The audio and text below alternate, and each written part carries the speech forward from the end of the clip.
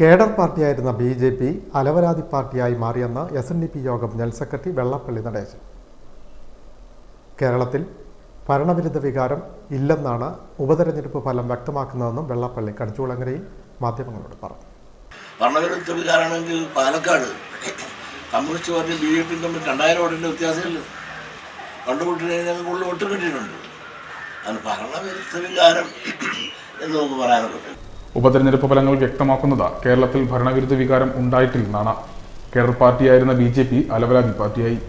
ഉപതെരഞ്ഞെടുപ്പിന് ശേഷം ഉണ്ടായ സംഭവങ്ങൾ അതാണ് തെളിയിക്കുന്നത്. പാർട്ടിക്കുള്ളിൽ പറയേണ്ട കാര്യങ്ങൾ മൈക്ക് വെച്ച് പറയുന്നു. വാളെടുത്തവരെല്ലാം വെളിച്ചപ്പാടാണെന്നും വെള്ളാപ്പള്ളി കൂട്ടിച്ചേർത്തു.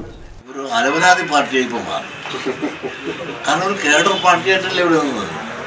ആ കേഡർ പാർട്ടിയായിട്ട് നിന്ന് ബി.ജെ.പി. ഒരു അലവലാതി പാർട്ടിയായി മാറിയെന്ന് പറഞ്ഞാൽ തെറ്റ് പറയാൻ പറ്റുമോ? കണ്ടില്ലേ കോർപ്പറേഷൻ ചെയർമാൻ ആ സ്ത്രീ എന്തൊക്കെയാണ് പറയുന്നത്? ഞാൻ പറഞ്ഞത് പാർട്ടിയുടെ അഭിപ്രായ വ്യത്യാസം എല്ലാ പാർട്ടിയിലുണ്ടാകും. അത് പാർട്ടിയുടെ അകത്തല്ലേ പറയേണ്ടത്.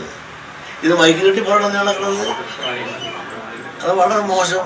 മാത്രമല്ല ഈ ബി.ജെ.പിയിൽ അങ്ങനെ ഒരു പ്രവണത ഇപ്പോൾ വളർന്നു വരികയാണ്. പണ്ടങ്ങനെ ഇല്ലായിരുന്നു. കമ്മ്യൂണിസ്റ്റ് പാർട്ടിയെ കൊണ്ട് ഒരു കേഡർ പാർട്ടിയുടെ ഒരു ചിട്ടയും ഗൗരവവും അച്ചടക്കം ഉണ്ടായിരുന്നു. ഇപ്പോൾ അച്ചടക്കമില്ല. വാളെടുത്തവരെല്ലാം വെളിച്ചപ്പാടായിട്ട് പറയുകയാണ്.